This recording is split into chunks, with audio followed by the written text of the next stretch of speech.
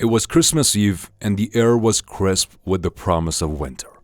The snow had fallen gently, covering the world in a blanket of white.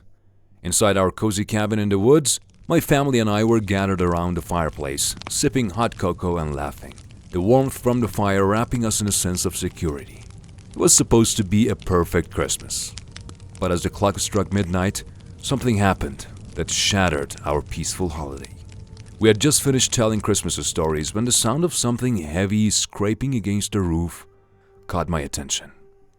At first I thought it was just the wind, but the scraping became louder, more distinct.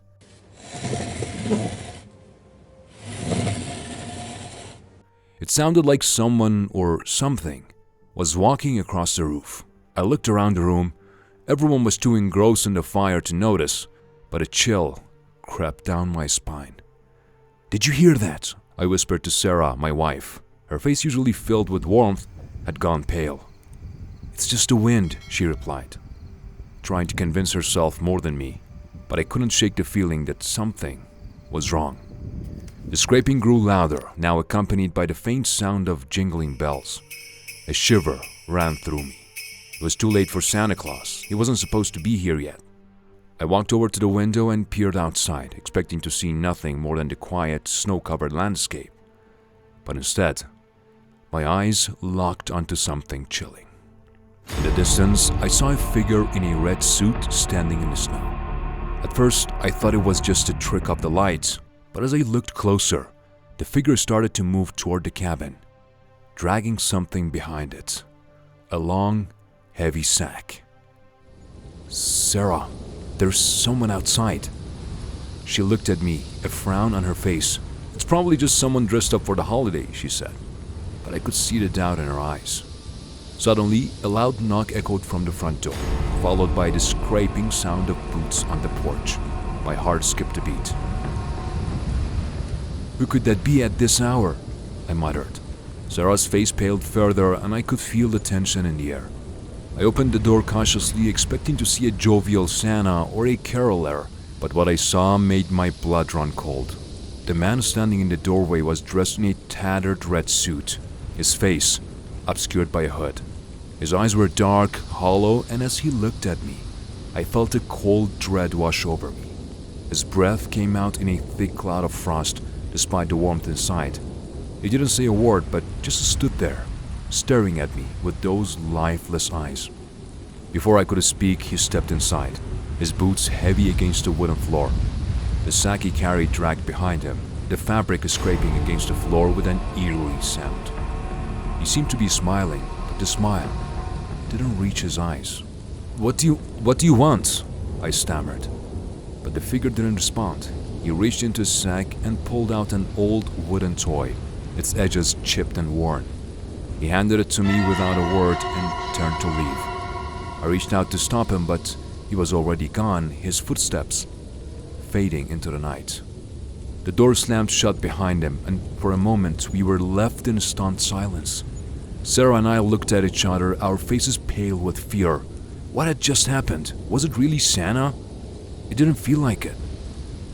We tried to convince ourselves that it was just a bizarre prank, but then we heard it. The sound of jingling bells, soft at first, then growing louder, coming from the roof. I froze, my heart pounding in my chest. This wasn't normal. Suddenly there was a thud above us, and the ceiling creaked under the weight. We heard a voice, a low gravelly voice distorted as if from far away whisper, "He sees you when you're sleeping. He knows when you're awake."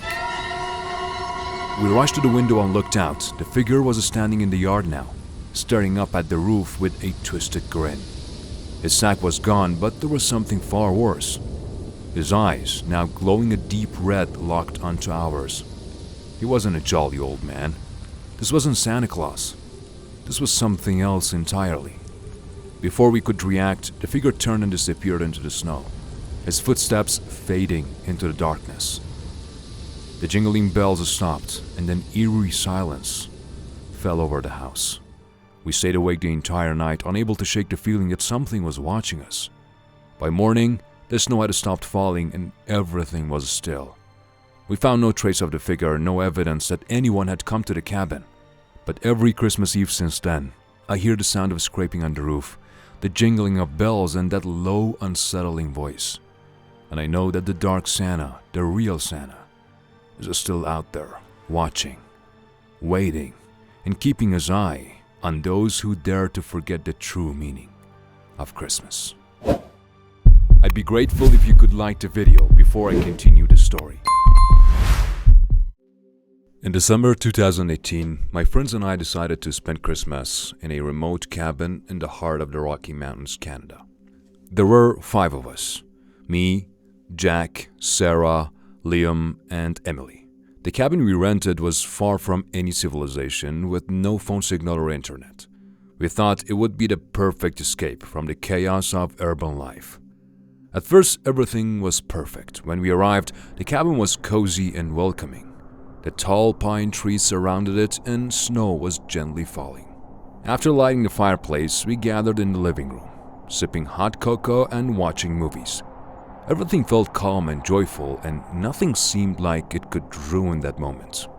But things slowly began to change. It all started one night when we heard a sudden knocking sound on the cabin door. It was a loud, forceful knock. At first, we thought it might be the wind or something else, but when we opened the door, there was no one outside. Only the trees were swaying and snowflakes were falling from them. The feeling of unease quickly settled in. Sarah suggested we might be overthinking it, but Liam and I couldn't shake off the feeling that something was off. That night, everything seemed calm again, but the uneasy feeling lingered. After a few hours, we heard footsteps, not just any footsteps, but the sound of someone walking inside the cabin. I distinctly felt that someone was walking down the hallway, but when I looked around, no one was there. Fear began to creep in. We started glancing at each other nervously, as if we were all aware that something wasn't right. Daniel went and opened the door, but outside was nothing but darkness. Slowly, Emily started feeling uneasy. She said she saw a shadow in the corner of her eye and felt like someone was watching her. We all exchanged worried glances, and it became clear that we couldn't ignore it any longer. We needed to figure out a way to leave the cabin, but the snow was heavier outside, and it didn't feel safe to venture out. Then something happened that changed everything. We were sitting in the living room, trying to calm ourselves down, when we suddenly heard the door knock again. This time, the sound was louder, as if someone was knocking repeatedly. I quickly went to open the door, but the knock wasn't coming from outside. It was coming from the walls of the cabin. The sound was like faint whispers, too quiet to make out, but definitely human. When I opened the door, no one was there, but the feeling of dread intensified. None of us could shake off the sense that we weren't alone. Just then, the police barged in.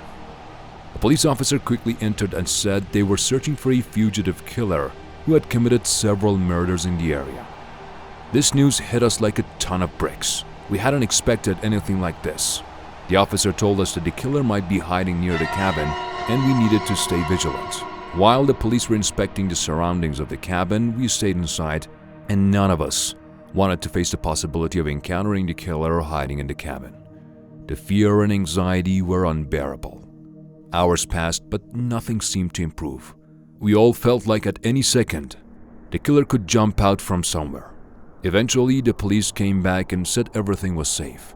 But when they inspected the cabin again, they discovered that one of the windows was broken. Suddenly, everything clicked. The killer had been inside the whole time, and none of us had noticed. He had escaped through the window and had been hiding under the floorboards or in the crawl space the entire time. The strange noises and shadows we saw were all signs of his presence in and around the cabin. The police said the killer had escaped through the window and fled somewhere else. We were all frozen with fear. The thought that we had been sharing a cabin with a murderer all this time was something we could never forget. That night, Christmas turned into a nightmare for us. We will never forget that night, and the memory of the terror and horror from the killer hiding in the cabin will stay with us forever. If you want to hear more scary stories, make sure to subscribe so we can reach 1,000 subs soon and bring you more.